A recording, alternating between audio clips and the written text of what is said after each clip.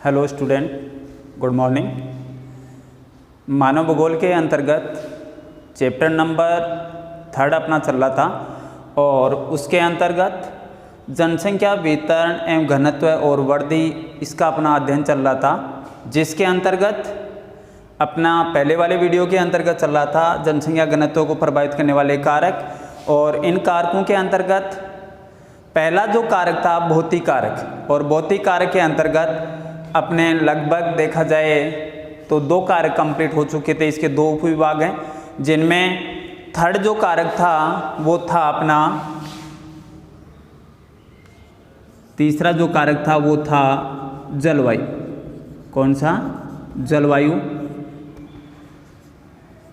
तो देखिए, जलवायु के अंतर्गत जिन क्षेत्रों की जलवायु मुख्यतः शुष्क या शीत हो, उन क्षेत्रों के अंतर्गत लोग मुख्यतः कम मात्रा में निवास करते हैं। जिन क्षेत्रों की जलवायु मुख्यतः मानव के अनुकूल हो और साथ में सुख प्रदान करने वाली हो, उन क्षेत्रों में लोग ज़्यादा मात्रा में निवास करते हैं। इसी कारण से भूमध्य सागरीय प्रदेशों के अंतर्गत लोग सबसे ज़्यादा मात्रा में निवास करते हैं। यहाँ एक छोटा सा क्वेश्चन आ चुका है कि भूमध्य सागरीय प्रदेशों में लोग अधिक मात्रा में क्यों बसते हैं, तो अपना जवाब होगा भूमध्य सागरीय प्रदेशों के अंतर्गत मुख्यतः शुष्क जलवायु और मानव के अनुकूल होने के कारण से उन क्षेत्रों में लोग ज़्यादा मात्रा में बसते हैं। तो अब आगे चलते हैं हम जलवायु। तो अपना सीधा सा तात्पर्य है कि जिन क्षेत्रों की जलवायु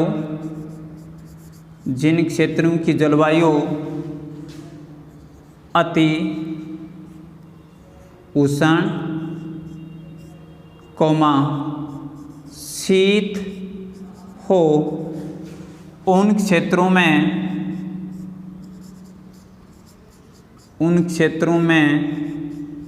लोग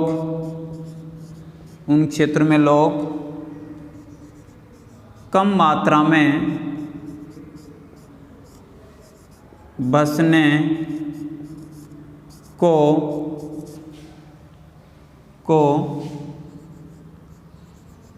प्राथमिकता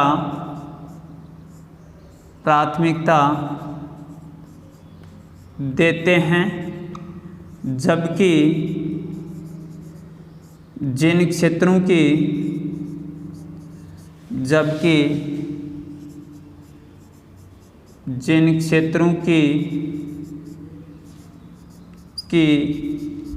जलवायु मानव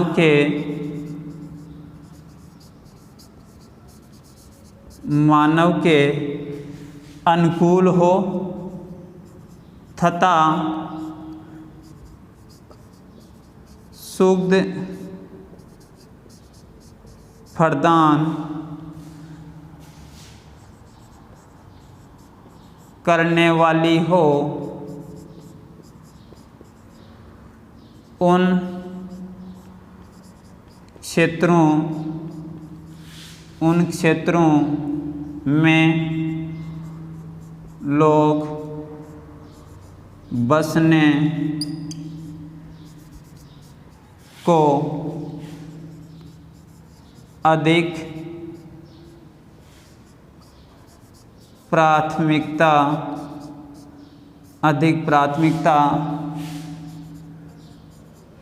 देते हैं। जैसे या एग्जाम्पल, उदाहरण के तौर पर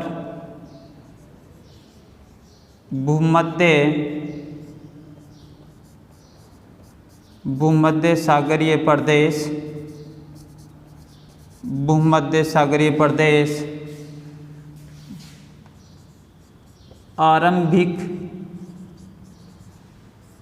प्रारंभिक काल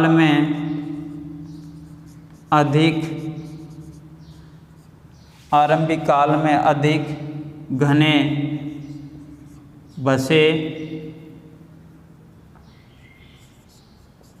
अधिक घने बसे क्षेत्र थे।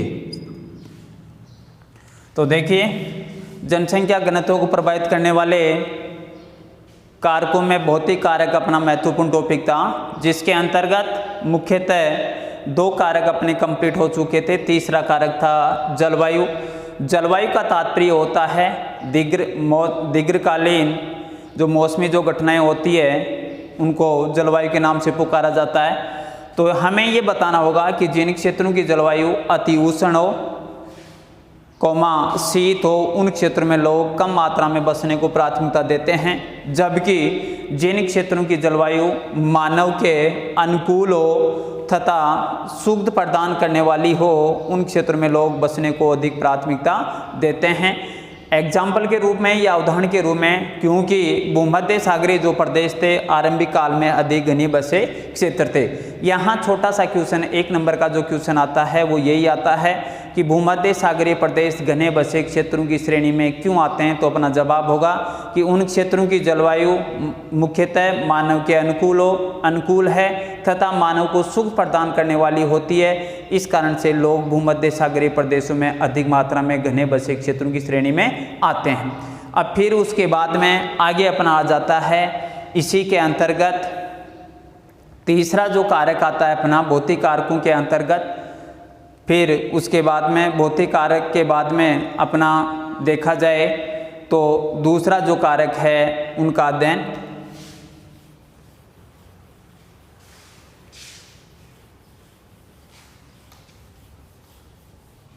भौतिक कारकों के बाद में दूसरा जो कारक है जनसंख्या घनत्व को प्रभावित करने वाले कारकों में दूसरा जो कारक है वो आता है आर्थिक कारक। कौन सा आ जाएगा भैया? नंबर 2 जो कारक है वो है आर्थिक कारक। कौन सा कारक? आर्थिक कारक। देखिए सीधा सा अर्थ यही है कि आर्थिक कारक वे कारक होते हैं जिनसे मानव को आय प्राप्त होती है। तो आर्थिक कारक ऐसे जो कारक होते हैं उनको किस नाम से पुकारते हैं? आर्थिक कारकों के नाम से। अब इसके अंतर्गत आर्थिक कारक वे कारक जिनसे मानव को आय प्राप्त होती है, ऐसे जो कारक होते हैं उनको हम किस नाम से पुकारते हैं? आर्थिक कारकों के नाम से। और आर्थिक कारकों के अंतर्गत मुख्यतः इसके उपविभाग हैं, जिनमें पहला जो उपविभाग है वो मुख्यतः आता है खनिज।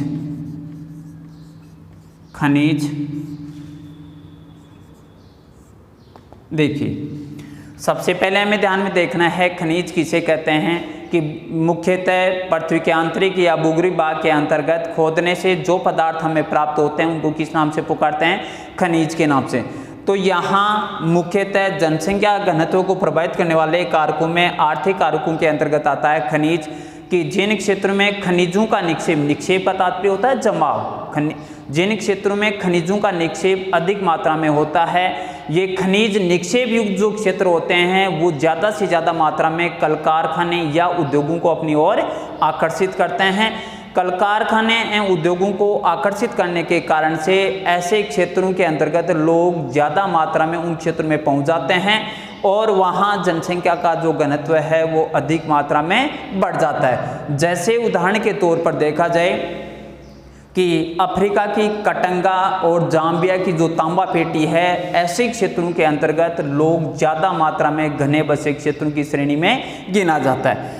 तो हमें आर्थिक कारक वे कारक होते हैं जिनसे मानव को आय प्राप्त होती है, और उसके अंतर्गत पहला इसका उपविभाग होगा खनिज। खनिज का तात्पर्य होता है पृथ्वी के आंतरिक या भूगर्भीय भाग को खोदने से प्राप्त जो पदार्थ होते हैं उनको हम किस नाम से पुकारते हैं? खनिजों के नाम से। तो खनिज निक्षेप युक्त जो क्षेत्र होते हैं वो ज़्यादा से ज़्यादा मात्रा में कल कारखानों को अपनी ओर आकर्षित करते हैं। कल कारखानों को अपनी ओर आकर्षित करने के कारण से ऐसे क्षेत्रों के अंतर्गत मुख्यतः कुशल और अकुशल कर्मी वहाँ पहुँच जाते हैं। कुशल और अकुशल कर्मी वहाँ पहुँच जाने के कारण से वहाँ ज़्यादा मात्रा में कल कारखाने लग जाने के कारण से वहाँ ज़्यादा मात्रा में लोग उन क्षेत्रों में पहुँच जाते हैं, जिनके कारण से वहाँ जनसंख्या का घनत्व अधिक होता है। तो देखिए इनमें हमें लिखना होगा कि खनिज जिन क्षेत्रों में, जिन क्षेत्रों में खनिजों का, जिन क्षेत्रों में खनिजों का निक्षेप अधिक होता है, जिन क्षेत्रों में खनिजों का निक्षेप अधिक होता है,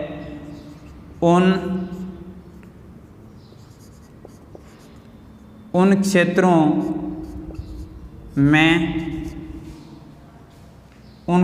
में लोग अधिक मात्रा में बसते हैं, क्योंकि ये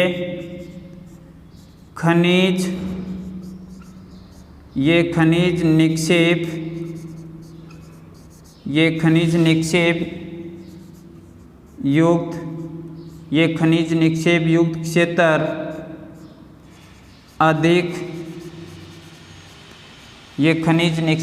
क्षेत्र अधिक मात्रा में उद्योगों को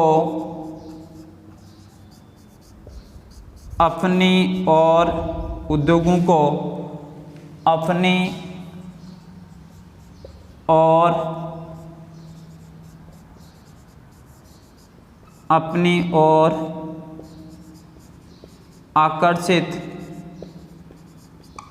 ओर आकर्षित करते हैं, जिनके कारण अधिक लोग वहाँ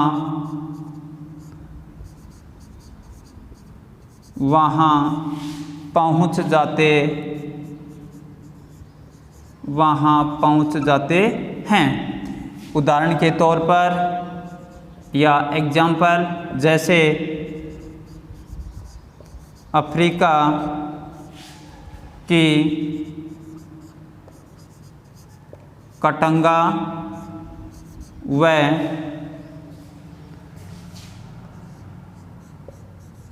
जाम्बिया की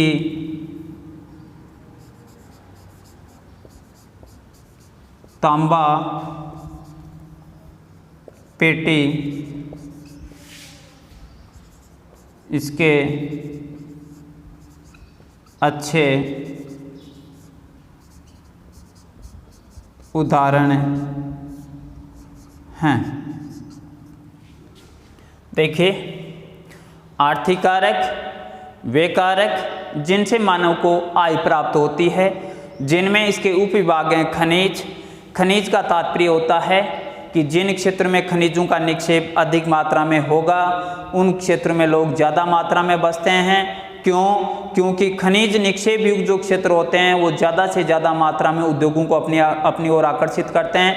अपनी ओर आकर्षित करने के कारण से इन क्षेत्रों में लोग ज़्यादा से ज़्यादा मात्रा में वहाँ पहुँच जाते हैं, और ऐसी स्थिति के कारण से वहाँ लोग ज़्यादा मात्रा में बसने को प्राथमिकता देते हैं। ये कंप्लीट हो जाने के बाद में आगे अपना दूसरा चलेगा नगरीकरण।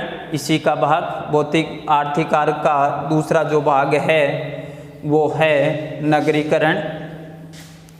नगरीकरण का तात्पर्य होता है शहरी क्षेत्र, क्योंकि नगरीकरण के अंतर्गत भी लोग ज़्यादा मात्रा में बसने को प्राथमिकता देते हैं, क्योंकि नगरीय जो सुविधाएं अधिक मात्रा में उनको मिल जाती है, जैसे मुख्यतः परिवहन, दूरसंचार सेवाएं, साथ में चिकित्सा सुविधाएं अधिक मात्रा में मिलने के कारण से, साथ में मुख्यतः शिक्षा, ऐसी जो स्थितियां होती है वो ऐसी जो सुविधाएं होती है वो अधिक मात्रा में मिल जाती है, जिनके कारण से भी ऐसे क्षेत्र में लोग ज़्यादा मात्रा में बसने को प्राथमिकता देते हैं।